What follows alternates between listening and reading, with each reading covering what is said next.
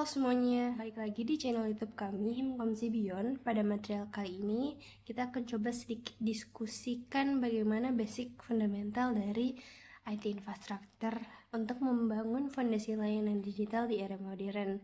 Nah, di era digital ini, setiap kali kita buka aplikasi, ngerjain tugas kampus, di layanan website atau mengirim data, ada sebuah sistem yang kerja keras di belakangnya, dan kalau fondasi ini goyah, semua layanan digitalnya akan nge-stuck gitu. Kali ini kita akan membedah tulang punggung dari semua teknologi itu. Kalau kita masuk ke next slide-nya, pertanyaan mendasarnya nih, apa sih sebenarnya IT infra itu? Nah, secara teknis, ini itu sekumpulan komponen hardware, software, networking, sampai storage yang bekerja sebagai satu kesatuan namanya tech stack atau tumpukan teknologi. Jadi IT infra itu bukan cuma wujud fisik aja kayak komputer atau kabel, tapi juga mencakup software pengelolaannya biar aplikasi dan layanan bisnis yang kita pakai bisa berjalan dengan efektif. Pertanyaannya, buat apa stack yang repot-repot ini dibangun? Nah, infra ini punya 5 fungsi teknis yang fundamental. Pertama, compute buat kasih daya pemrosesan sebagai otaknya seperti CPU atau RAM memori. Lanjutnya ada storage untuk nyimpen data dan backup. Ketiga ada networking sebagai jalur lalu lintas datanya. Keempat ada security buat filter dan memblokir akses ilegal. Dan yang terakhir ada availability buat memastikan sistem punya redundansi dan gak gampang mati atau down. Sekarang kita akan bedah komponennya mulai dari fondasi paling dasar yaitu hardware. Nah, di sini hardware yang kita maksud adalah server, bukan PC biasa ya guys. Nah, server ini didesain buat komputasi berat yang secara terus-menerusan 24/7 gitu. Ada tower server untuk kantor cabang, rack server buat efisiensi ruangan di data center atau di rack server, sampai blast server yang densitasnya tinggi banget. Terus server ini naruh datanya di mana? Nah, naruhnya itu ada namanya storage, mulai dari DAS tempel langsung di server itu sampai NAS dan SAN yang ngasih akses penyimpanan data masif berkecepatan tinggi. Gimana caranya kita sebagai user ngakses data di server tadi? Pastinya lewat end user device, bisa desktop, bisa laptop, ataupun bahkan kios di area produksi pabrik itu sebagai dedicated device-nya. Nah, perangkat kita ini bakal dihubungin ke server utama pakai namanya router or switch gitu. Dan nggak kalah penting, biar sistem tetap hidup pas listrik PLN tiba-tiba mati, hardware ini akan dijagain sama namanya UPS atau uninterruptible power supply berkapasitas beberapa volt gitu ya. Tapi hardware semahal apapun gak akan jalan tanpa namanya instruksi logis. Nah, di sini kita akan bahas layer software gitu.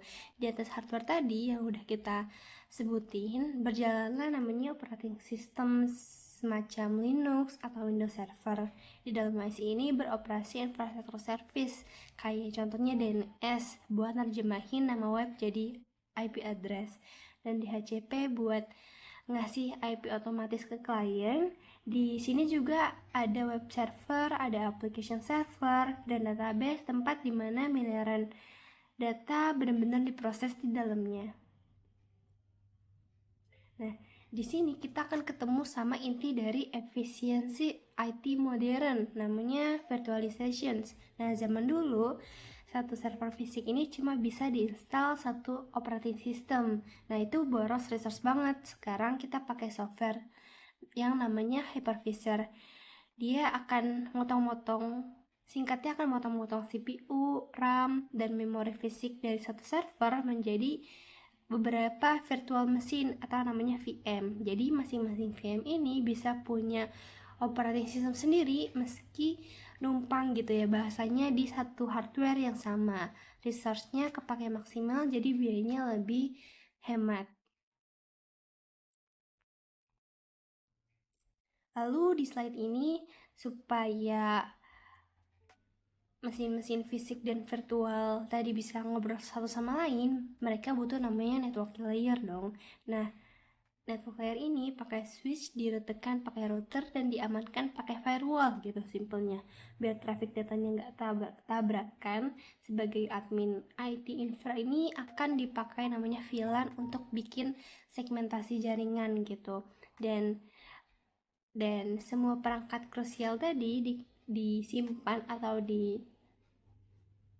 dikurung gitu di satu fasilitas bernama data center ataupun sebuah ruangan server gitu.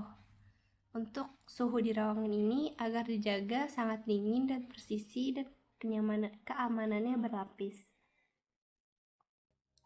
Nah, supaya bisa kebayang gitu ya sama konsepnya, di sini kita mau simulasikan gimana cara alur kerjanya. Jadi waktu ketika kita ngeklik suatu aplikasi, request itu lari atau diteruskan ke switch atau router jaringan yang kalian pakai gitu. Lalu difilter nih sama namanya firewall, dapat rute IP dari DNS, lalu diteruskan nanti ke dalam virtual machine yang menjalankan web server tersebut.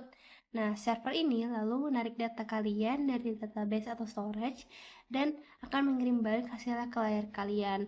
Nah, seluruh proses ini bolak-balik jaringan ini terjadi dalam hitungan milidetik aja. Buat ngebangun ini, di sini ada beberapa jenis infrastruktur, mau yang on-premise atau taruh server di kantor sendiri, ada fisiknya kelihatan, lalu juga bisa pakai cloud atau namanya sewa resource dari provider kayak AWS, Azure, Google, ataupun bisa hybrid gitu ya, gabungan antara keduanya, bisa punya server secara fisik on-premise atau kita bisa punya secara cloud gitu, gabungan keduanya. Nah, tantangannya jelas berat. Kalau kita lihat di sini, infrastruktur itu wajib banget reliable or tangguh, terus juga secure, aman, dan scalable, gampang diperbesar. Jadi semisal ada soal technical, siap-siap buat menghadapin downtime, ataupun ada peretasan, sampai akan mengakibatkan biaya IT ini yang bisa merugikan beberapa cost gitu. Sebagai penutup, di slide ini kita bisa narik kesimpulan kalau IT infra ini adalah kerangka arsitektur logis dan fisik yang bikin semua aplikasi digital bisa hidup terhubung dan aman. Tanpa infra yang benar, software yang dibangun gak akan bisa beroperasi dengan lancar. Jadi semoga bedah teknis kita hari ini akan ngebuat kalian paham gimana nih cara alur logisnya. Kalau kalian pengen diskusi lebih lanjut, misal bahas bedanya NAS atau SAN atau lebih detailnya, bisa ketik aja di kolom komentar dan dukung terus channel edukasi kami. Share juga ke teman-teman kalian apabila materi kali ini bermanfaat. Stay curious dan sampai jumpa di video berikutnya.